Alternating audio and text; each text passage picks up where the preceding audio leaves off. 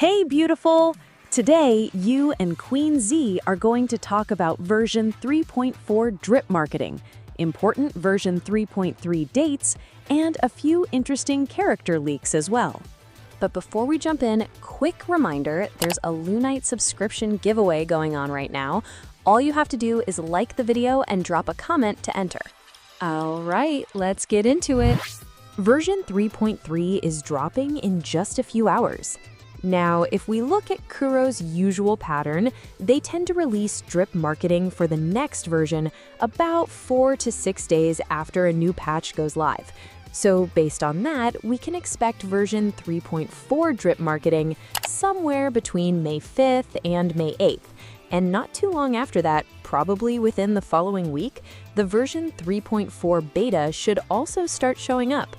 Tired of paying full prices? Why not use Loot Bar? Loot Bar offers huge discounts, up to 28% off on Wuthering Waves and almost everything you can buy in your favorite gacha games. They also support self-top-ups, which means it's easy and safe to handle everything on your own. It's reliable and trusted too, with excellent reviews on Trustpilot. And here is the best part. New users get plus an extra 10% off when you use my special link. So don't miss out. Click the link in the description and start saving with Loot Bar today.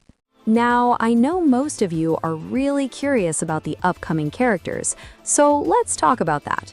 In version 3.4, we're expecting 3 new 5-star characters, Lucy, Rebecca, and Lucilla. But there's a small twist here. Lucy and Rebecca are collab characters, and that could change how their banners work quite a bit. From the early information going around, collab characters might have their own separate banners. That means a different pity system, possibly even a different currency. And most importantly, it might not follow the usual 50-50 system we're used to. To make this easier to understand, think about how some previous Kuro collabs worked, like the Punishing Gray Raven and Devil May Cry crossover. In that case, collab characters like Dante and Virgil were actually guaranteed when you hit pity.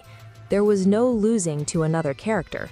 The pity count was also lower, around 60 pulls instead of the usual higher number, and there were no off-banner characters at all, so every pull was directly working toward that featured unit.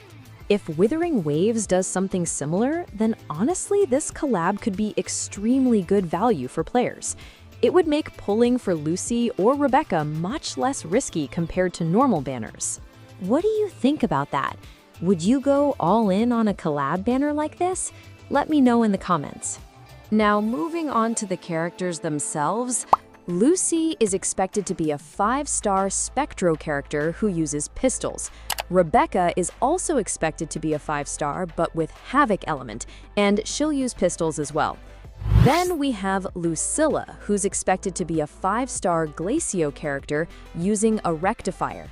From what we know so far, she might act as a sub-DPS for Hayuki, which sounds pretty interesting.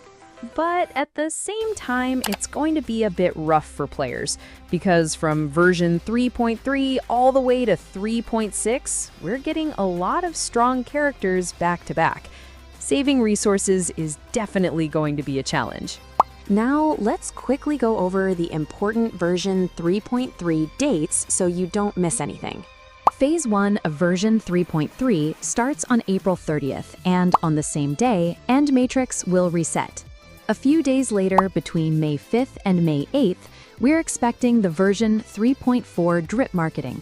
Then on May 11th, Whimpering Wastes will reset. Phase 2 of version 3.3 will begin on May 21st, followed by the Tower of Adversity Hazard Zone reset on May 25th. Looking ahead a bit more, around June 5 we can expect the version 3.4 livestream. Then on June 6th, we should see the character trailers. On June 8th, Whimpering Wastes resets again along with the character showcase. And finally, version 3.4 is expected to go live on June 10th. And yeah, that's everything I've got for today.